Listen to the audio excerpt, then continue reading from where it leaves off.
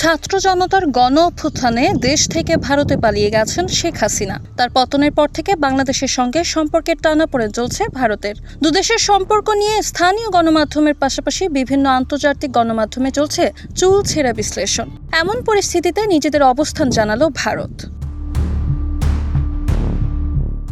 ভারতীয় পররাষ্ট্রমন্ত্রী এস জয়শঙ্কর বলেছেন, তারা বাংলাদেশের সঙ্গে সম্পর্ক স্থিতিশীল রাখতে চান। বাংলাদেশে যা ঘটবে সেটি বাংলাদেশের অভ্যন্তরীণ বিষয়। ভারতীয় পররাষ্ট্রমন্ত্রী বলেছেন, বাংলাদেশ আমাদের প্রতিবেশী এবং আমাদের পক্ষ থেকে তাদের সঙ্গে সম্পর্ক স্থিতিশীল রাখতে চাই। আমাদের মধ্যে ভালো বাণিজ্যিক সম্পর্ক আছে, আমাদের জনগণের মধ্যে সম্পর্ক ভালো। আমরা সম্পর্কটা এভাবেই রাখতে চাই। ছাত্র জনতার গণ অভ্যুত্থানের মুখে গত ৫ আগস্ট পদত্যাগ করে ভারতে পালিয়ে যান শেখ হাসিনা। তারপর থেকে তিনি সেখানে অবস্থান করছেন। প্রাথমিকভাবে তিনি অল্প সময়ের জন্য ভারতে থাকবেন বলে আশা করা হলেও এখন শোনা যাচ্ছে যুক্তরাজ্য, যুক্তরাষ্ট্র ও সংযুক্ত আরব আমিরাতে আশ্রয় নেওয়ার প্রচেষ্টা করছেন তিনি। তবে এখনও পর্যন্ত সফল হয়নি। ভারতে হাসিনার অব্যাহত উপস্থিতি অন্তর্বর্তী সরকারের সঙ্গে একটি শক্তিশালী সম্পর্ক গড়ে তোলার ক্ষেত্রে দিল্লির জন্য চ্যালেঞ্জ তৈরি করেছে।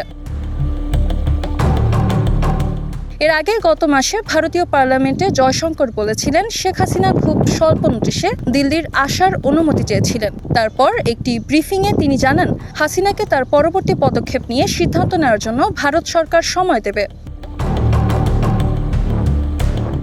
তবে ভারতের সঙ্গে সুসম্পর্ক রাখার ইচ্ছা প্রকাশ করেছেন অন্তর্বর্তী সরকারের প্রধান উপদেষ্টা ডক্টর মোহাম্মদ ইউনূস। গত ৫ সেপ্টেম্বর ঢাকায় নিজের সরকারি বাসভবনে ভারতীয় বার্তা সংস্থা পিটিআই এর সঙ্গে এক সাক্ষাৎকারে এই কথা বলেন তিনি।